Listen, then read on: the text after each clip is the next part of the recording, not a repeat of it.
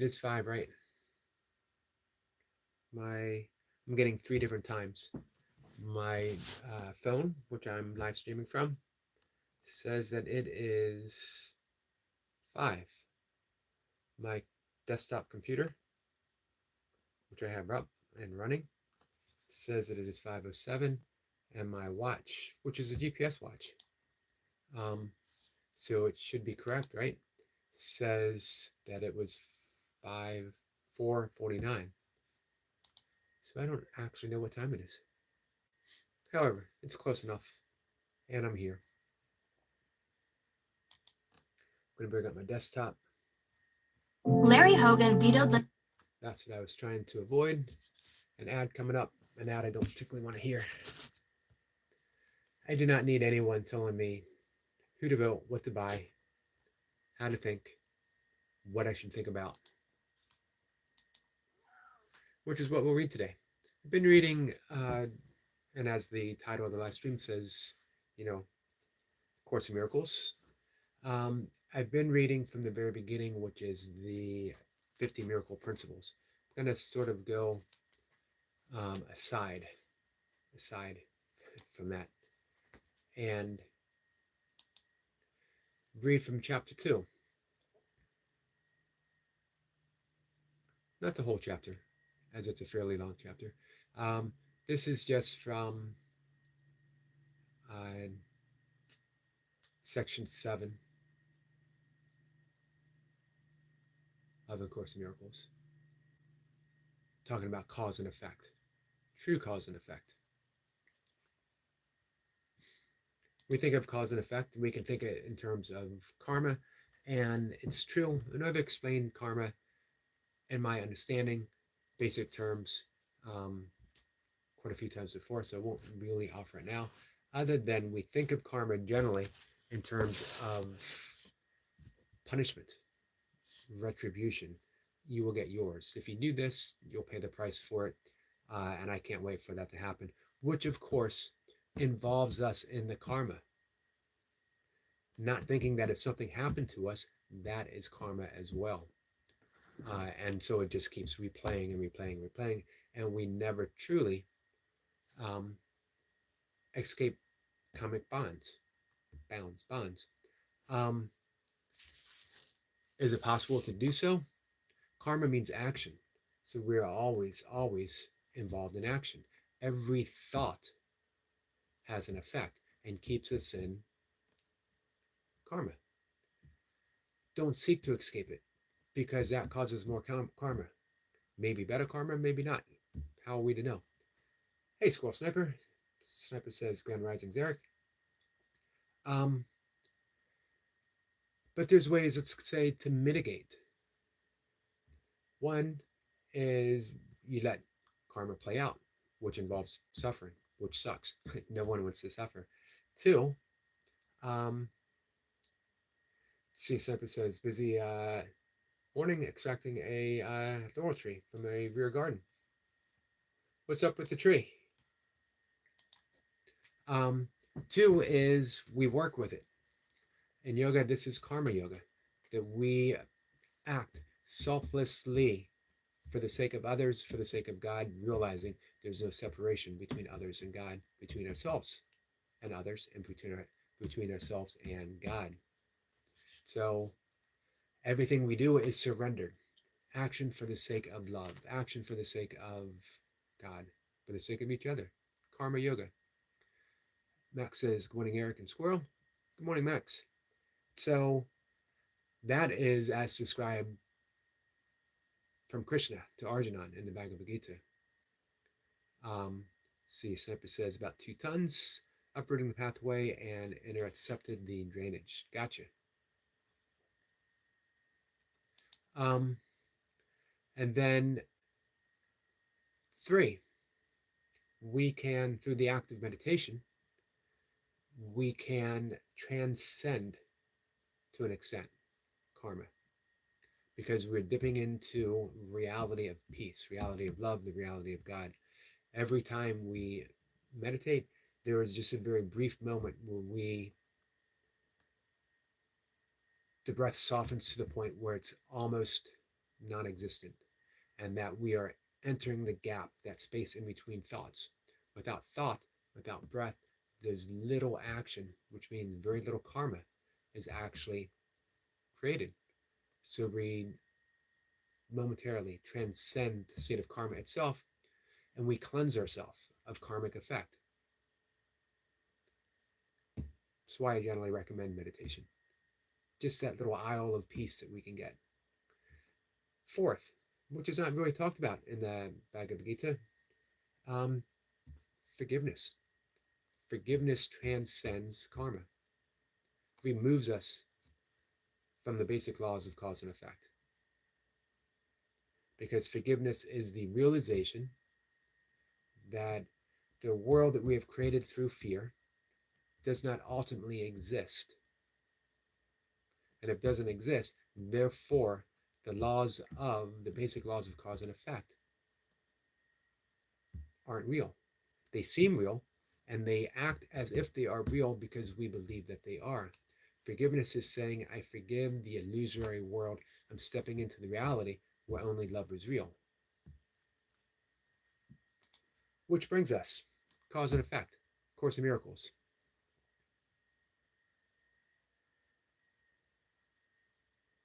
Let's see. Let me dive in here real quick. Max says, thanks for the breathwork video. You're welcome. Samantha says, greetings, Max. Max says, practicing the nose breathing and a 4x8 count, and Dr. Roll mouth breathing, etc. Remember to breathe through the nose, exhale with that whoosh. Tongue on the right above the teeth, front teeth. I don't know if you can see that. I know it looks weird. And a whoosh. Very powerful. I like practicing it with my mouth shut because it helps me enter more deeply into the parasympathetic. Experiment with both. It's a great nighttime practice. So again, I would recommend doing the 4x4 in the morning, 4x8 to keep calm in the afternoon, and then the 4 with a whoosh in the before bed. You can do 4 in, 7 hold, 8 with that. 4, 7, 8. Let's see. Max says, yes, I'm blocking my right nostril too. Surprisingly effective. It is. Remember, breath work literally retrains the central nervous system, rewires us neurologically. I like the way that I piece that out, neurologically.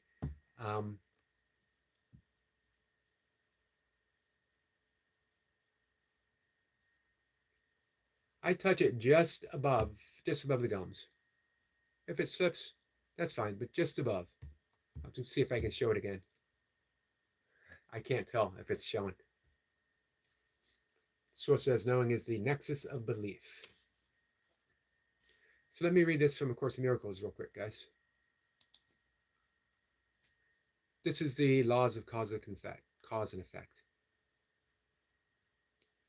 Neurologically. Both miracles and fear come from thoughts. If you are not free to choose one, you would also not be free to choose the other. By choosing the miracle, you have rejected fear, if only temporarily. You have been fearful of everyone and everything. You are afraid of God, of me, of yourself. You have misperceived or miscreated us, all of us, the world, and then believe in what you have made. You would not have done this if you were not afraid of your own thoughts. The fearful must miscreate because they misperceive creation itself. When you miscreate, you are in pain. The cause and effect principle now becomes a real expediter, though only temporarily. Actually, cause is a term properly belonging to God, and his effect is his Son. And there's only one Son, me, you, us, one Son. This entails a set of cause and effect relationship totally different from those you introduce into miscreation. The fundamental conflict in this world, then, is between creation and miscreation. All fear is implicit in the second, and all love in the first. The conflict, therefore, the conflict is therefore one between love and fear. Every conflict in the world, every eternal conflict, every current conflict between you and me is one between love and fear. And only one is real. Only love is real. Fear is an illusion, albeit a persistent one. To misquote Albert Einstein. So it's mentioned here, this entails the set of cause and effect relationship totally different from those you introduce into miscreation. Miscreation means that we are using our thoughts to choose fear. We are creating a fearful world. The world that exists with war, with violence, with starving children, with homeless, with all the things, with political discord, all the stuff that we look around and we say, why is this happening? Why did God create such a meaningless world? Is our creation, not God's. We created it with our thoughts, and we were living in the belief that it is real. And we are afraid to turn away from it, to turn within, and to choose peace. Hello, Signature, my friend. How are you? The fundamental conflict in this world, then, is between creation and miscreation. We have used the power of creation, the power of our thoughts, to miscreate a fearful world, a world of our projection, of the fear that exists within us. All fear is implicit in miscreation, and all love is implicit in true creation itself, which comes from love, which is the only reality. The conflict is therefore one between love and fear.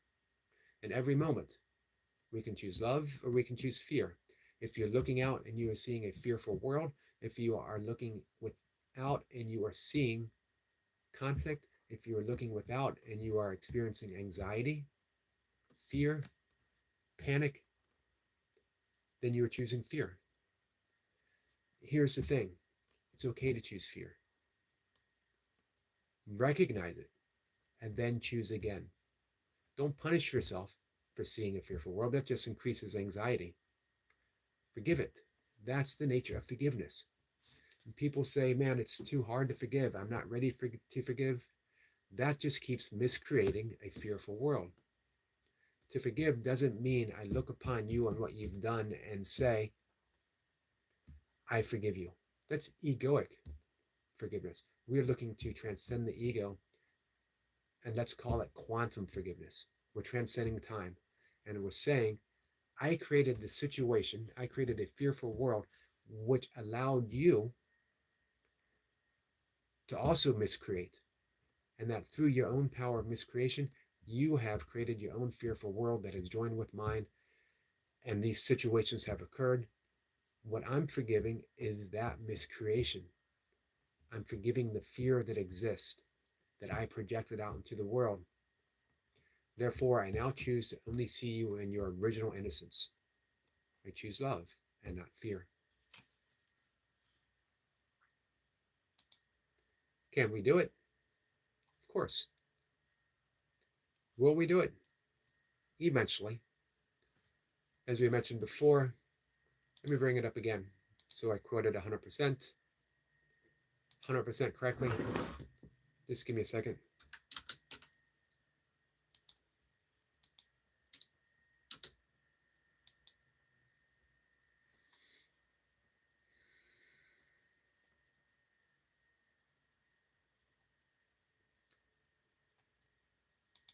One second.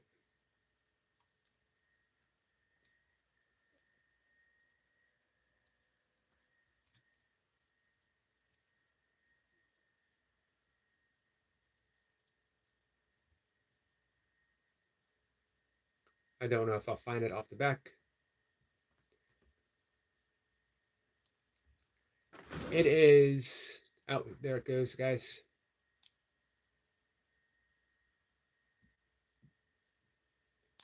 I mentioned this the other day, and our friend Max quoted it as well. Tolerance for pain may be high, but it is not without limit. Eventually, everyone begins to recognize, however dimly, that there must be a better way. This is where Max is right now. But it's not dimly so. He's recognized it very acutely. There must be a better way. Max has reached his pain limit, and he's saying no more. I'm now choosing love. And he's putting in place practices of love that help remind him of this. He is now entering more fully into a loving world, and he's not choosing fear. Not as often, not as consistently. I've reached a point, however dimly, in 1999 that to continue drinking was too painful. I don't know how I reached that conclusion, but it was given to me as a choice. Choose love. And I did. And drinking left my life. Alcohol left my life. Like that. Does that mean in that moment my life was perfect? Nope.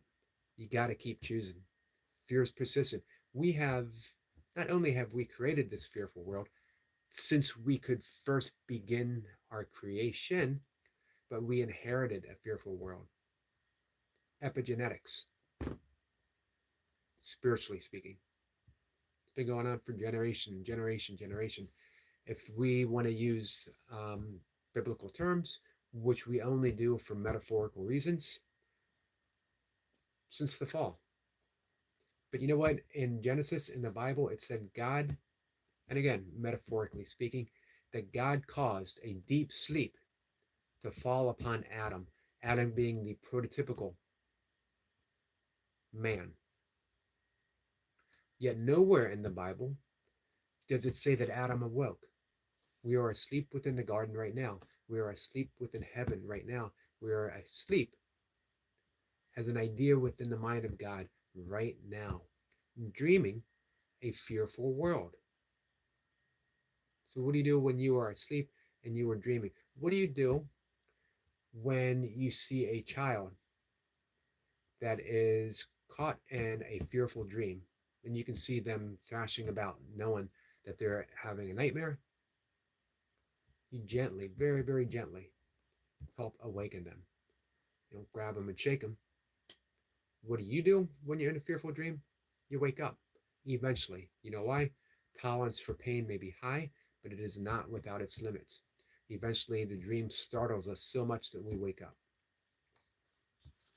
It is certainly a fearful world right now. Maybe it's fearful enough that we all wake up at once. I don't know. But I will do my part. How do I do my part?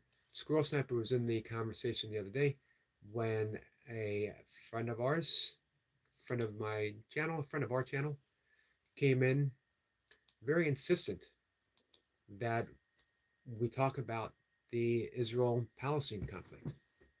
And why don't I talk about it? Why do I keep going on and on about stuff and not talk about that? Because I don't have a solution to that geopolitically. Not smart enough. Look at me, guys. Do I look like a geopolitical expert? I know you're thinking, yes, obviously. He wears glasses. He's got to be smart. He's got books behind him. He has to have the answer.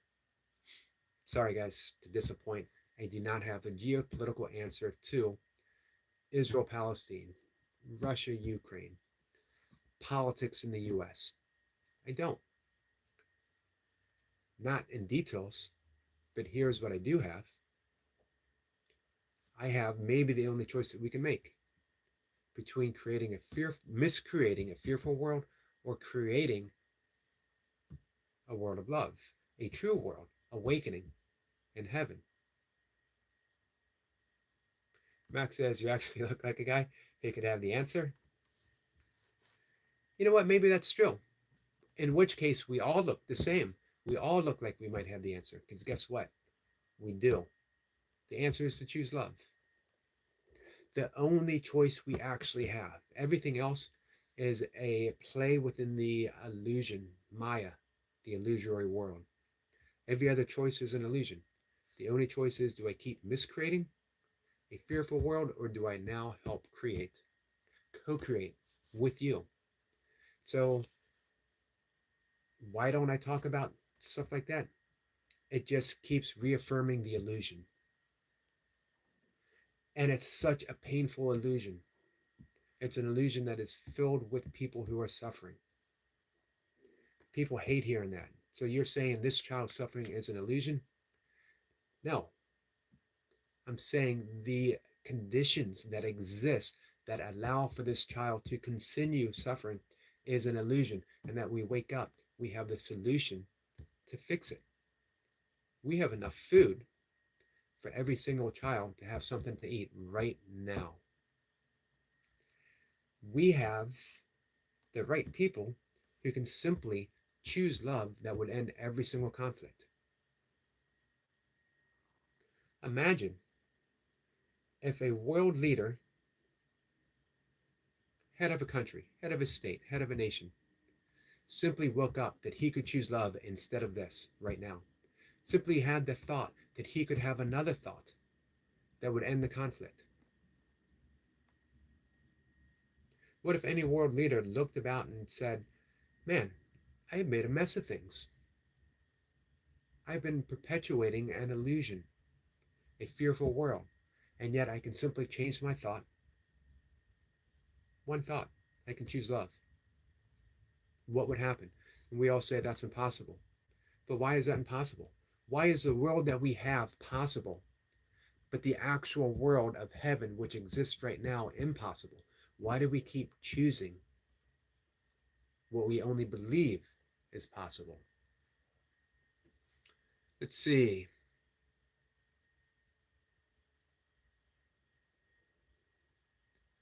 Let's see. Chad?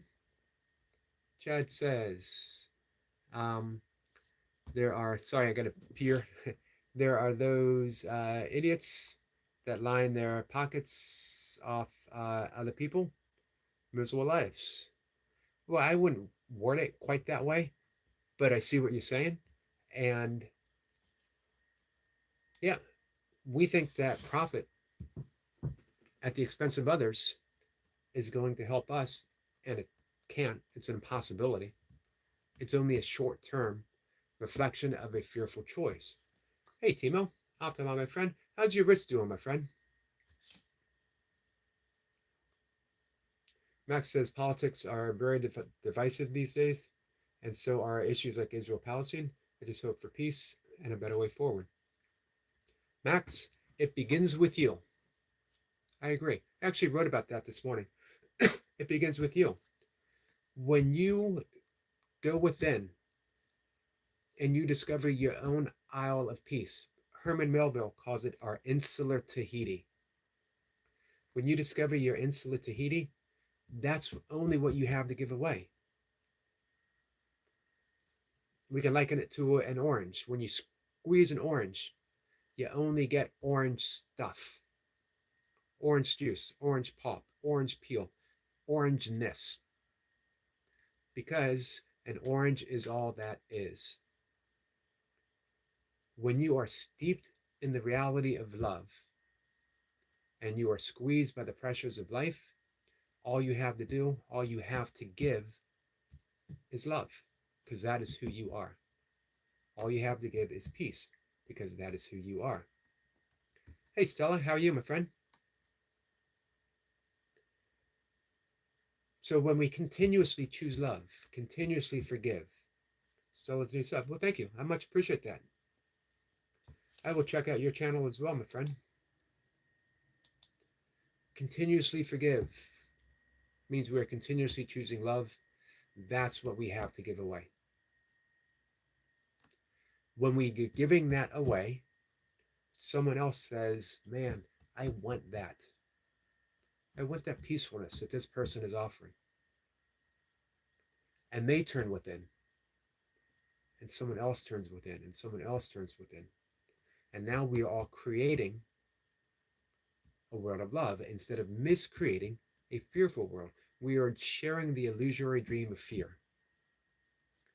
But we don't have to. but we will, as long as we keep believing in a fearful world.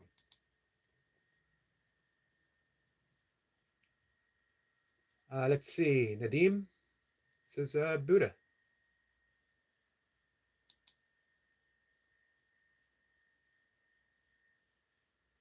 Welcome, my friend. You guys caught me just for a few more minutes. Buddha of Destiny Namaste says, good morning, sir, and everyone. I thought that might be you above. Buddha, my friend, how are you? Let's see. Nadim says you look like Johnny Sins. I've heard that once before. Actually, a couple times before. It's weird, people saying things you look like. For one, I've been told that I look like so many different people, and none of those people look alike. So how can I look like all of them? For two, I wonder if anyone ever looks in the mirror in the morning and goes, I look like. Does our friend Nadim look in the mirror and say, I look like whoever?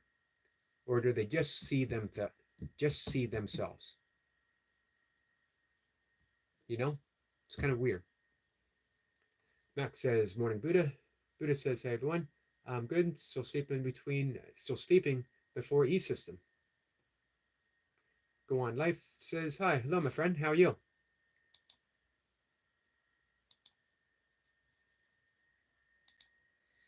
In truth, I don't look like anyone. I don't know what I look like. I've talked about this before. Hey, Go on Life says, like done. I appreciate that, my friend. And yes, I'm fine. Nice. Nadim says, you're from where? I am from America on the East Coast, the state of Maryland. Life says, how are you? I'm doing pretty good. Yeah, I talked before about the absence of my own face, the absence of my own head, and yours as well. I've never seen my own head. I've never seen my own face. I have never seen my own eyes. I have seen reflections, photographs, pictures. I've heard descriptions. None of that's me. None of that exists here. When I take my fingers, when I point here, I see a phone. I see a computer over here. I see a lamp over there. I see a wall. When I point in this direction, what do I see? I can't say fingers because, again, I'm looking in this direction. What I want to do is look in this direction. What do I see?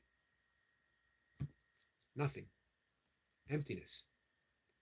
And yet, somehow within this vast realm of emptiness, there is awareness. And that awareness is unconditional. And it's all allowing, its spaciousness itself. Synonymous with love. Because it doesn't make distinctions. It doesn't discriminate. It doesn't say, I am aware of this person, but not aware of that person. I am aware of this aspect, but not that aspect. It's simply aware. Accepting. Loving. That's me.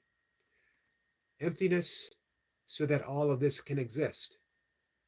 Seamless. There's no place where this emptiness leaves off and the world begins. There's no place where the world, the universe, leaves off and this begins.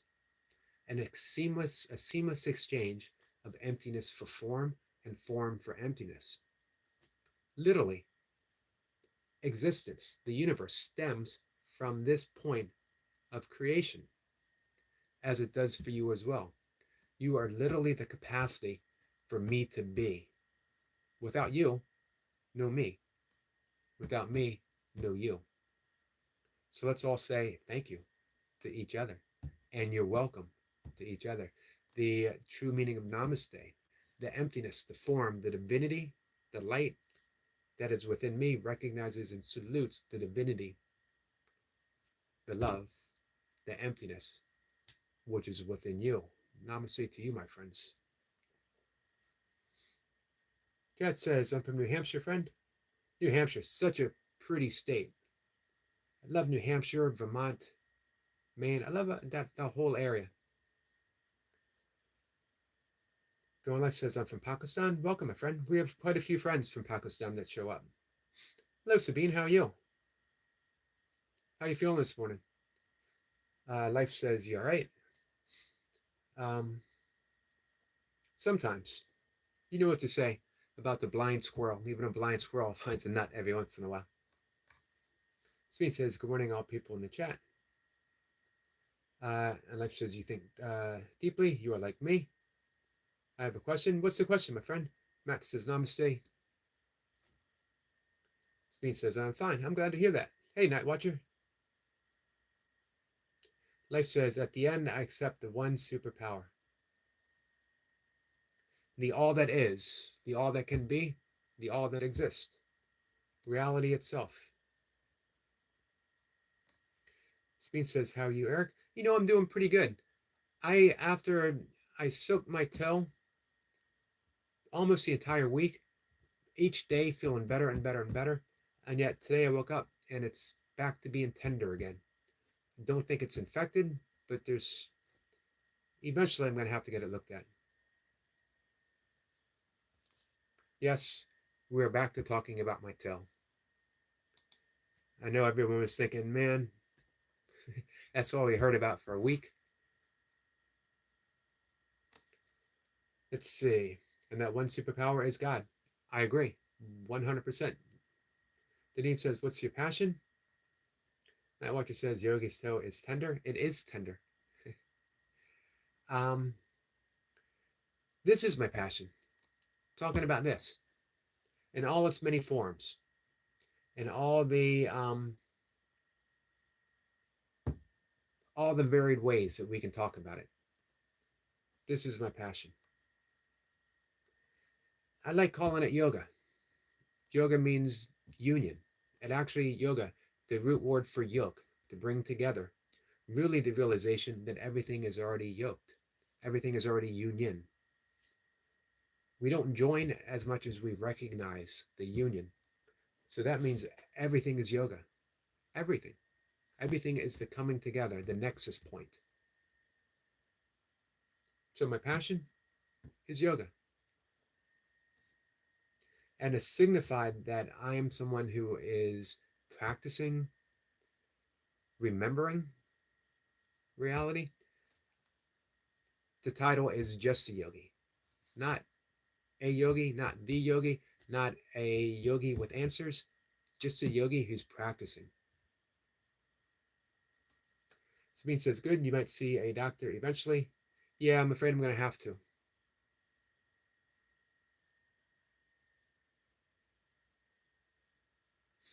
Max says, when you look for it, there's nothing to see.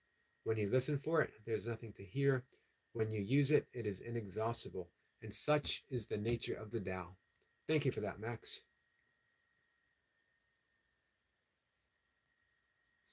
Life says, we're thinking from different aspects. Many have missed. One person can't grip all aspects of thinking. I agree. That is the same as what Max was signifying up above. We all have our own little channels, and yet reality itself is continuously broadcasting reality. We pick up this tiny little bit.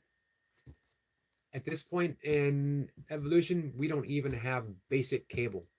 We're still stuck on the original 3 networks. We're on the UHF, was it UHF? Public access. We are still on public access channels. We have yet to even get to actual broadcast. Smith says, Eric, you have to look out for your health. Thank you. And you're right, I do. I take much of it for granted. A lifetime of good health. Something goes wrong, I've always been able to fix it. Sometimes it's beyond our control. We need a little bit of help. Now what he says, Yogi, ideas come to a place like India or Bangladesh, Buddhist area, and learn from people like Buddhist monks. Oh, come to, or Hindu people to learn yoga. You can learn yoga wherever you're at. You don't have to go to Bangladesh to learn yoga or Buddhism.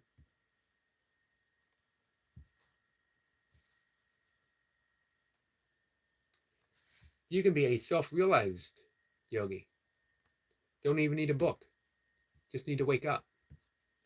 Everything can be an awakening experience. Remember the silent discourse of the Buddha, where he simply held out a flower, completely silent, held out a flower and smiled.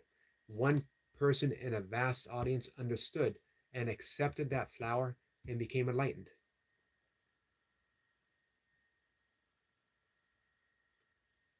We don't need to do anything to awake. A blade of grass, a cloud passing through the sheer emptiness of the sky can be enough to cause a shift, to cause an awakening. Will it? Maybe. I don't know. What's it going to be for you guys? And it might be several. Let's see. Life says, yes, I agree. Nadim says, how long have you living in the US? 59 years, which is as old as I am.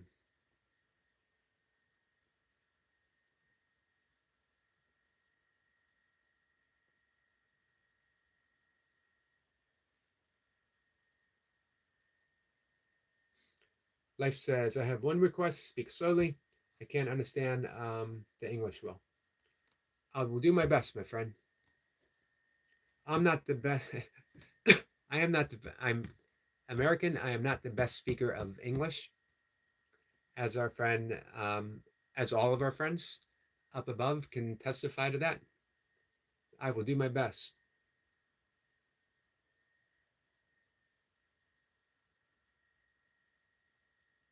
Now, Watcher says, no, I mean, like you can learn from the birthplace of Hinduism and Buddhism, was in the Ganges and Padma rivers.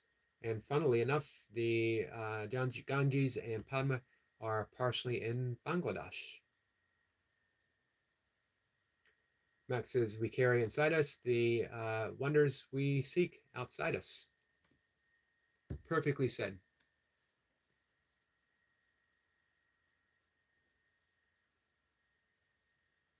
Yeah, you can learn from that.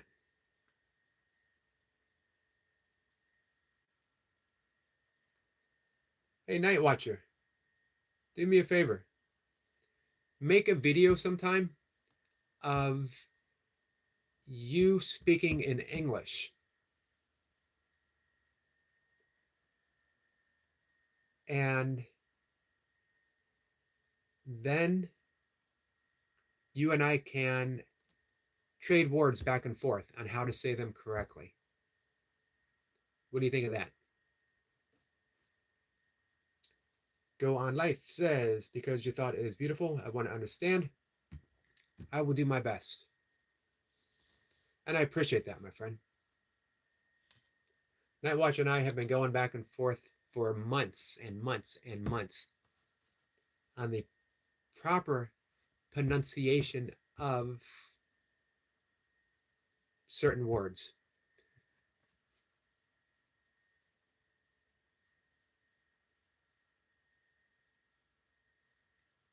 Let's see. Smith says, I have a question, Eric. How would you react if you try to help others as best you can, but you help them, but your help that you do for them is ridiculed? That's a great question. Now, what you says, let me get the voice changer. I'm privacy focused. Well, I don't want a voice changer. I don't want a changer that has you pronounce things correctly. I want to hear you pronounce things in English and American to see how perfect yours is, so that, you know, knowing that you are above reproach. So that's a great question, Sabine. Jay says, poop howdy. Here's the thing. I probably would react at first. And then I would ask myself, is there another way to see this? Can I be responsive? Can I look past my initial reaction and see that everyone is telling their own story? Everyone is having their own reaction. They are reacting to what I put out there. They're reacting to what I offered them. And that what they are doing, how they're living their life, is beyond my concern. And I can only offer them love. I can only choose peace. I can only do what I can do. And anything else is beyond that control. That is the entire nature of Krishna's counsels to Arjuna. And we talked about this, Max and I, yesterday, that we are only entitled to our actions and not the fruit of our actions. So we help others because our nature is to help. Our nature is to serve. What they do with it, how they act, how they react, and what they give back is entirely their concern. Liking it or not liking it, for us, doesn't matter. We help and then we let go. We help and we surrender. We help and then we let God. God handles the details. So Sabine, who's someone who has such a loving heart, just keep loving. But do your best to be unconcerned on how other people use that love, because it's beyond your control. There's a great title to a book. We talked about this before, Sabine. A great title to a book in the 1980s, Terry Cole Whitaker. I never read the book. I bought it because I love the title. I might still have it back there. What you think of me is none of my business. And we could even take the me out of it. What you think is none of my business. I help and serve others because I love. However, what they do with that, I can't control. If I can't control it, I no longer concern myself with it.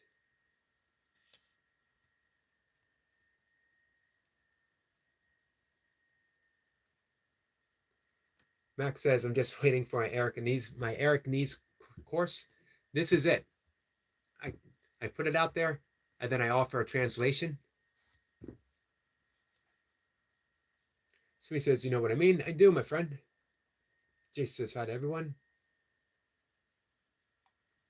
Let's see. Life says, I love intellectual people, and you are kind of. I am kind of.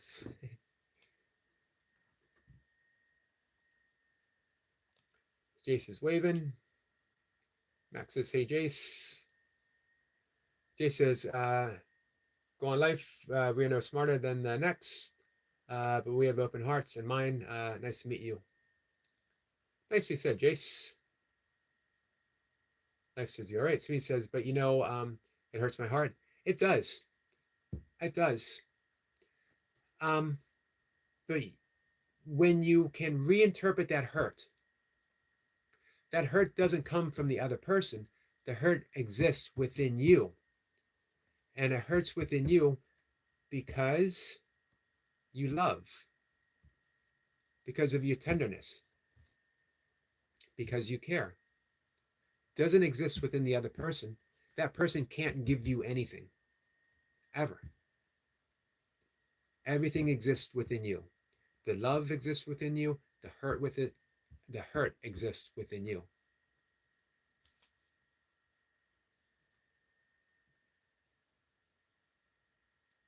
Now, why don't you just make a video? I will give you an option.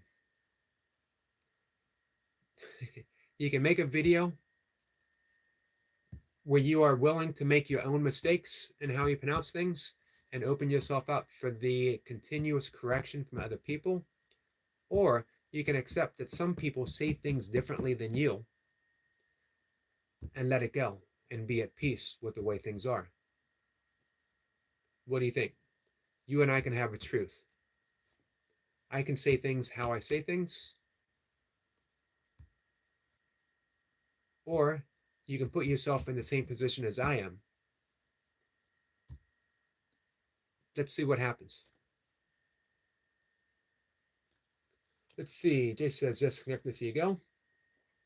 Nice channel. I'm going to be there to check it out in a little bit. I'm going to go out and take my walk in just a minute. So he says, but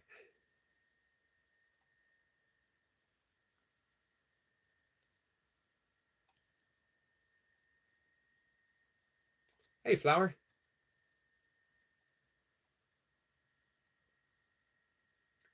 Let's see. Max says, you are kind of is both positive and negative. A little bit of everything. Flower, my friend, Flower says, Yogi, it's nice to see Flower. Max says, well, true. All emotions exist in us. Absolutely. And we project them out into the world, project them upon others. And that's the great news because it means our healing takes place. Someone else, if in that ridicule, they're offering you a gift. They're offering you the gift of healing. If that exists within me, so does the healing. If I can heal that, then I see only love. People can offer you only two things. Only two things. They can offer you love or they can offer you a request. Sometimes it's a painful request, a request for love. So, what do we do? When someone gives you a very painful request for love, do we refuse it? Or even through the pain that's in our heart, do we continue to offer love? So he says, thank you, Yogi Eric. You're welcome, my friend. We figure this stuff out together, one thought at a time. Life says it's up to us how to deal with them. Exactly. It's up to us to learn the lesson that they are offering us. Everyone's our teacher. Sometimes we don't want that lesson. Sometimes it's too hard for us right now. And that's okay because someone else will give us the same lesson over and over again until we decide, I'm ready to learn. And the lesson is always love. Not what it says to the flower. Jay says, to life, all emotions are only love.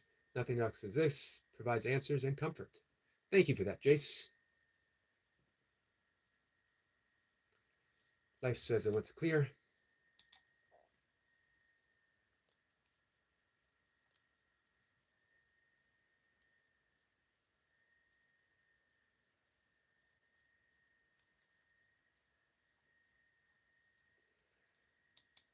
So, guys, I appreciate you joining me today.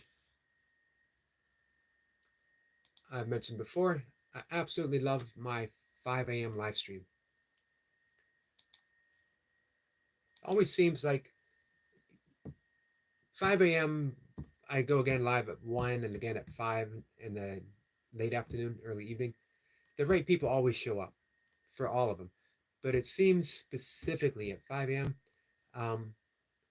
people show up and they want to talk about this stuff, which I absolutely love.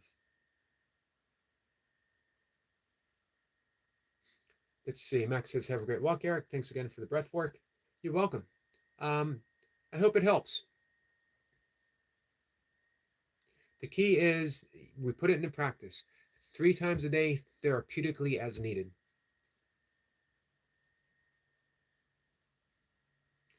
Let's see. Jace says, stillness today, Eric, but not motionless. Thank you, Jace.